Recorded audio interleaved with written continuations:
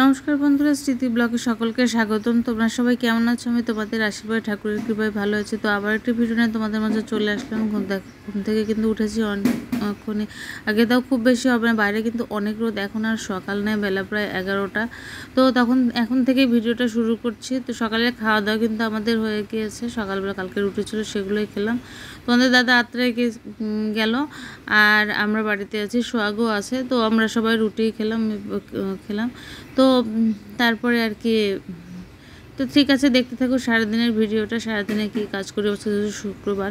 তো দেখো সকালবেলায় যে বিছানা উঠানো কমপ্লিট হয়েছে, যে কাপড় কাচ্ছিলাম এগুলো শুকাইছে, মানে এগুলো ভাঁজ করতে হবে। আর এই পাশে আরও কিছু কাপড় ভেজানো আছে।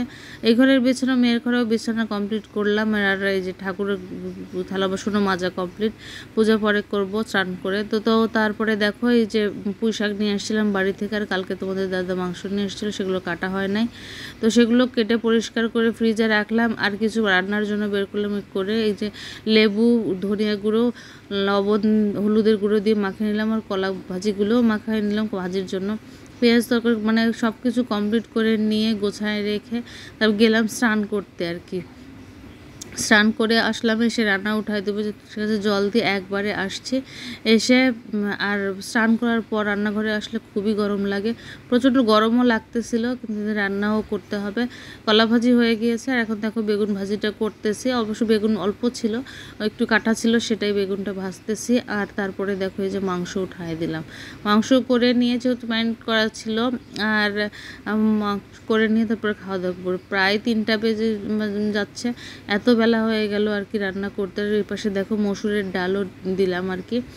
তো শুধু মাংস ভালো লাগে না, একটু মসুরের ডাল করতেছে। তো রাত দুপুরের খাওয়া দাওয়া বলতে যে ভাত, কলা ভাজি, আর বেগুন ভাজি, ডাল, মুরগির মাংস। আর দেখো কালারটা অনেক সুন্দর হয়েছে, টেস্টটাও কিন্তু বেশ ভালোই ছিল। আর তারপরে তো শুভ সন্ধ্যা বন্ধুরা। এখন আর কি সন্ধ্যা কি বলবো, প্রায় 8টা বেজে গিয়েছে। এখন মানে এত ঘুম দিয়েছিলাম যে কি, মানে মেয়ে আর আমি সেই ঘুম দিলাম। আমার মুখটা দেখো ফুলা ফুলা লাগতেছে। তখন সন্ধ্যাবাতিটা দিয়ে নিই। তো সন্ধ্যাবাতি দিয়ে নিচ্ছি তাড়াতাড়ি করে। এখন কিন্তু 8টা বেজে গিয়েছে, 8টার সময় দেখো সন্ধ্যাবাতি দেওয়া, কী সব অবস্থা, এত ঘুম। তোমাদের দাদা এসে দেখে আমরা ঘুমাচ্ছি, তো আর ডাকে নাই।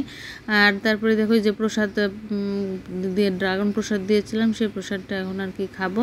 মেয়েকে বললাম খাওয়ার জন্য, তো 2 পিস মাত্র ড্রাগন নিল, ওকে গিয়ে 2 পিস ড্রাগন দিয়ে আসবো, ও খাবে।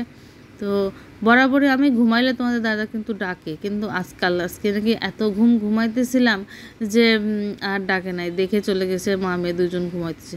তো যাই হোক, রাতের খাবারের জন্য যে ভাত রান্না করলাম, সোহাগ বলছিল রাত্রে ভাত খাবে, সেজন্যই ভাত রান্না করা। কিন্তু পরে সোহাগ আর আসলো না, ও দিদির বাড়িতে রয়ে গেল। তো ভাতগুলো সবই থেকে যাবে। রাত্রে খাওয়া দাওয়া কমপ্লিট করে নিলাম। তো করে নিয়ে তারপরে মেয়ের মাথায় একটু তেল দিয়ে নিলাম, দিয়ে নিয়ে এখন আমি এর মধ্যে একটু গাও ধুলাম, গরম লাগতেছিল। তো ঠিক আছে বন্ধুরা, এই ছিল সারাদিনের ভিডিও। সবাই সুস্থ থাকো, ভালো থাকো, টাটা।